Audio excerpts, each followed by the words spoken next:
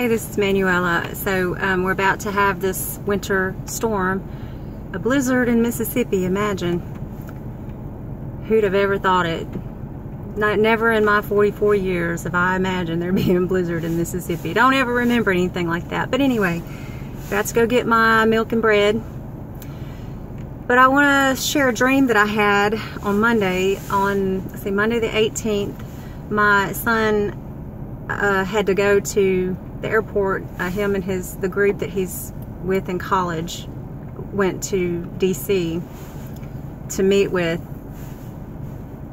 Anyway, long story. So I had this dream probably about 4 o'clock Monday because I jumped up to go meet my son at the airport. And anyway, it was an intricate dream, and you know, I don't know why I keep forgetting parts of the dreams that I have, but I remember this part so vividly. And the more that I've thought about it, today is January the 21st, but I've been thinking about it, and I'll tell you kind of how these things came to my mind as the days went by, the couple of days went by. So, all right, in the dream, it's like somebody was explaining something to me, and it was important, and this person was really animated, and it wasn't a person. I don't know. Don't remember any of the details, but here's where I start remembering.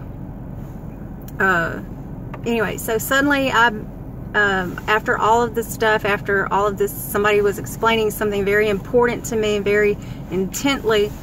Suddenly I'm in space, and I'm like a limitless body, and I'm just floating there looking down at the solar system. I know this sounds totally crazy. I didn't think it was important. I thought it was a little wacky until I've been thinking about it and putting pieces together. So I'm a limitless body, and I am looking down at the solar system. I don't know if it was our solar system or not, because there are too many planets. There's too many planets, anyway, but the solar system looked like almost like a computer generated thing, because I could see the shape of the orbits.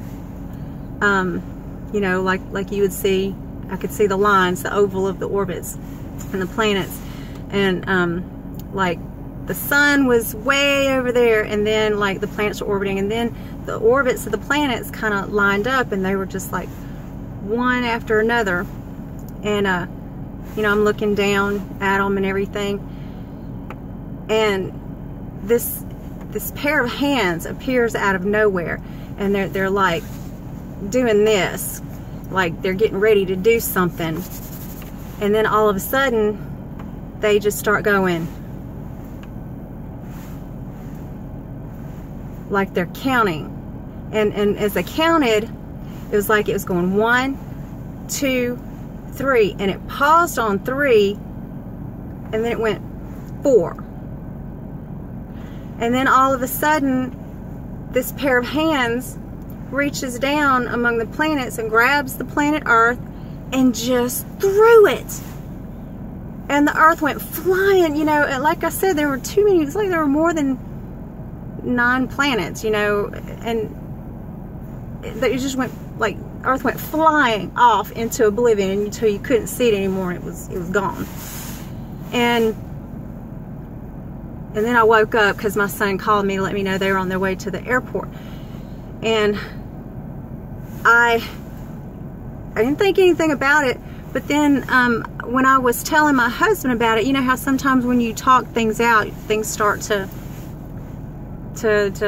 kind of manifest themselves in your mind. Anyway, so I'm thinking about these hands, and then I'm like, the term, like the writing on the wall kind of popped into my head, like in the book of Daniel, where Nebuchadnezzar's son, Daniel, tells him that his reign, the kingdom is, his time is, he was weighed in the balance and found lacking. That's what came into my mind, and I was like, okay, maybe this is some sort of judgment, you know, the hands writing on the wall, we are weighed in the balance and found lacking or found wanting.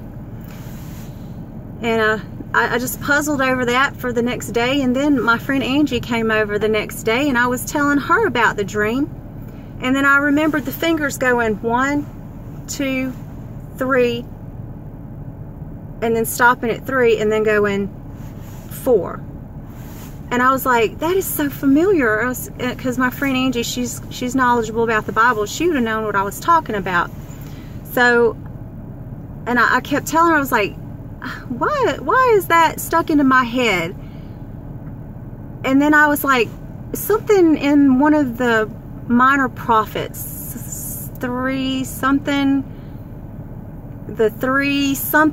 of Damascus, and then 4. And that like stuck into my head. I was like, where is that? And so we went to the computer and we looked it up, and it is in Amos 1 and 2. And it's where the Lord God says, for the 3 transgressions of Damascus, and then for 4, I shall not turn away the punishment thereof. And then, I think that was verse 3, and then it happens again in verse 6. Amos chapter 1, verse 6. For the 3 transgressions of Tyrus, and then for 4, I shall not turn away the punishment thereof. And then again in verse 9, for the 3 transgressions of, you know, and then it names another or Ammon, and then Edom, and Israel and Judah. It's like, and it happens 8 times. It happened in verse 3, 6, 9, 11. Then it happens again in chapter 2, 1. Anyway, it happened 8 different times right in a row where the Lord God says, for the 3 transgressions of fill in the blank, and then for 4, I shall not turn away the punishment thereof. And that he showed that to me, and when, you know, we pull that up on the computer, the first thing I read, I put in the search words for 3 and then 4 Bible. That's how I looked it up, and that's what came up. And then when I went to the Bible Gateway, which is, you know, the link that it was, and that's what popped up, for the 3 transgressions of, and then for 4, I shall not turn away the punishment thereof. And I was like, oh my God. So I really believe that was a message from the Lord to me. I don't know why he showed it to me, and I don't know what in the world he wants me to do, or us to do. And all I know to do is to get my family in order, and to make, you know, because I don't know. All I can think of was, you know, the hands of God grabbing onto planet Earth, choosing planet Earth out of all these planets, and then just chunking it until it was gone. So, I don't know. Do with that what you will. It was kind of, especially once I started putting the pieces together, and I honestly believe that was the Lord showing me something, especially when he was going for 3 and then for 4.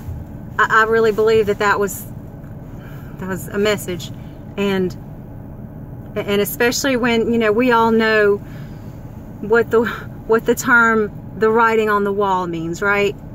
So anyway, I just wanted to share that with you, and do with it what you will while I go get my bread and milk and peanut butter and cereal.